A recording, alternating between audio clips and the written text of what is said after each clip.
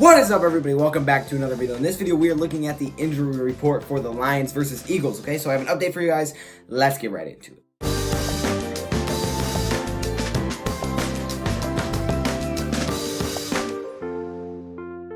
As you guys know, the Eagles have tons of injuries, okay? So unfortunately for them, they have tons of guys that are missing.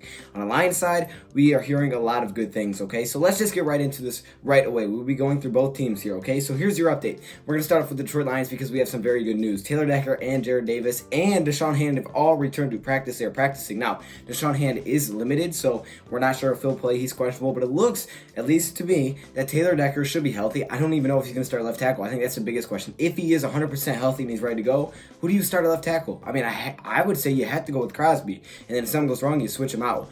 But also, to go along with that, we have Jarrad Davis, who is back at practice, which is going to be a huge boost if he can play this week. Hopefully, he can play. But now, looking at the Eagles side of things, Eagles fans, I'm sorry for you guys, but you guys have some injuries going on there. So they canceled practice on Wednesday, which we talked about a little bit. I think we talked about that. So yeah, they canceled practice because they had so many injuries and they were beat up. But now they're back at practice and they have a lot of guys out. Those guys include Corey Clement, who is a running back, Deshaun Jackson, and Alshon Jeffrey. Those three main guys were nowhere to be found. Those guys were not practicing at all today.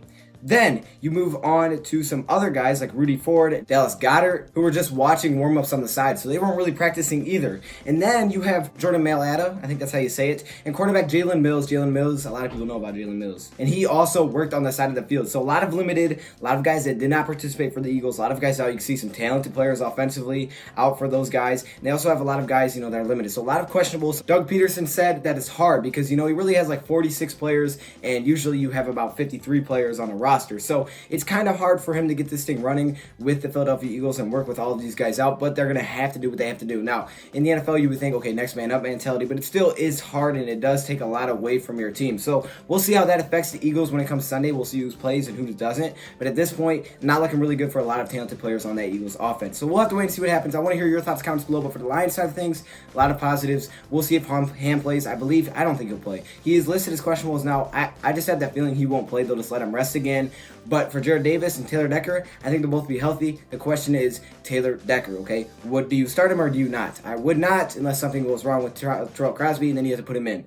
With that being said, hopefully you guys enjoyed the video. Thank you for watching, and I'm out.